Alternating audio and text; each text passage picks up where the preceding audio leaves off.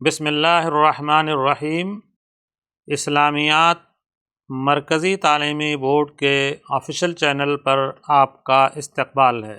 محترم اساتذہ کرام، آج ہم 9ویں مہینے کے نصاب کے بارے میں گفتگو کریں گے۔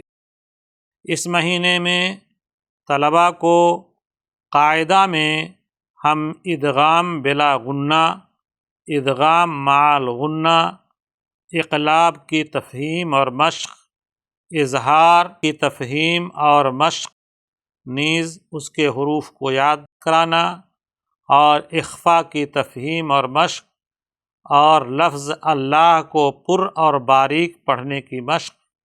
اسی طرح سے حروف مستعلیہ یعنی وہ 7 حروف جو ہمیشہ پر پڑھے جاتے ہیں، ان کا تعارف اور ان کی مشق، را کو پر اور باریک پڑھنے کی تفہیم اور مشق، یعنی کہاں کہاں را کو پر پڑھیں گے اور کہاں را کو باریک پڑھیں گے، اس کے بارے میں تفہیم اور مشق کرائی جائے گی۔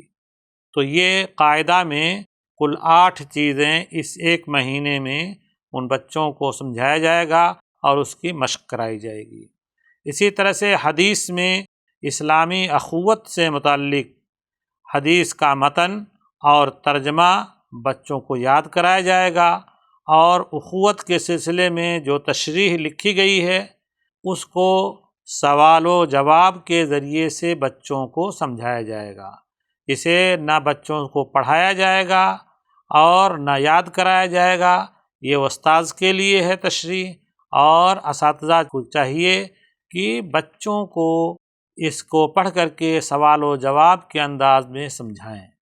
اسی طرح سے والدین کے لیے دعا کے کلمات ترجمہ کے ساتھ بچوں کو یاد کرانا اور عملی زندگی میں برتنے کی مشق کرانا، یعنی بچوں سے اپنے والدین کے لیے دعا کرنے کے لیے بچوں کو سکھایا جائے گا۔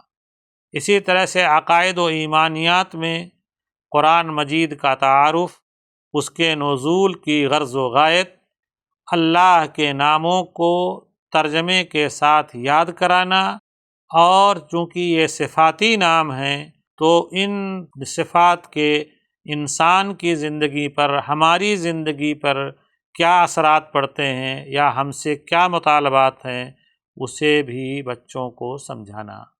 سیرت و سوانح میں بنی ہاشم کا بائیکاٹ اور طائف کا سفر، یہ رسول اللہ صلی اللہ علیہ وسلم کی زندگی میں یہ جو 2 واقعات ہوئے، تو ان واقعات کا پس منظر سمجھانا اور ان واقعات میں کیا باتیں واقع ہوئیں، کیا معاملات ہوئے، اس کو بتانا، اور ان سے ہماری زندگی پر کیا اثرات پڑتے ہیں، ہمیں کیا سبق ملتا ہے، اسے بھی بچوں کو سمجھایا جائے گا۔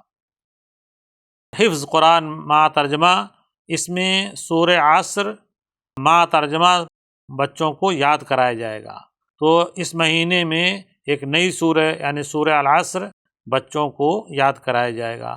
ہم نصابی سرگرمیوں میں جیسا کہ پچھلے مہینے میں بات آئی کہ نعت یاد کرانا، اس میں حمد اور نعت کی مشق کرائی جائے گی، اور اسلامی اخوت کے لیے بچوں کو عملی کام دیا جائے گا۔